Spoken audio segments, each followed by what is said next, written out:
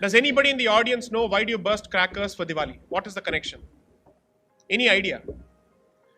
Is it just a merry-making activity? Is it just a celebratory activity? Or is it just an activity for making money? Why do you burst crackers? What is the nexus? So here's the sequence. What comes before Diwali? You have the Shraddha period, the Mahalaya Paksh. Then you have Diwali.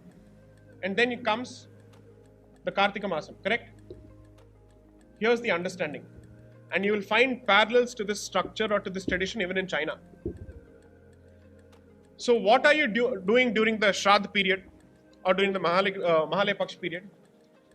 The understanding is that your ancestors have come and you're supposed to feed them. That is what effectively you do. They've come. Now they have to go back. They don't know the way.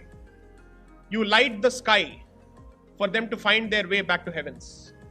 There is scripture after scripture after scripture that says that this is to be done. It's called Akashadeepam.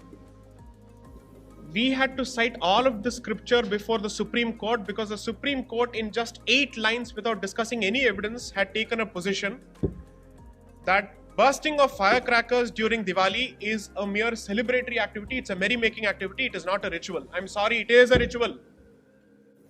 You can regulate it. You can limit it. When you burn sparklers, do you think there is a word for it in Sanskrit, or do you think that sparklers did not exist when Sanskrit existed? So the word for it is Ulkadana. You will find references to it in a scripture called Kartika Mahatmyam. And in multiple documents they have recorded this over and over and over again. Britishers have written, Indians have written, our scriptures say so. But we don't know.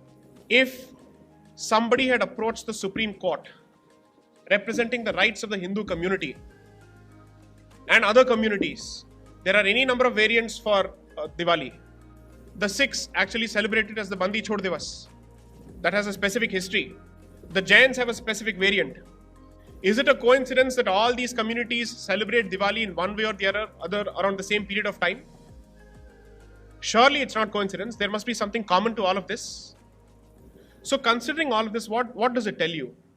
Your ignorance with respect to your own traditions is going to be used against you to humiliate you, to shame you, to call you a patriarch, to call you a chauvinist, to call you whatnot, until a point comes where you would have decided to give up your identity altogether. Whatever is happening around you is not a struggle for resources, but it is a struggle for identity.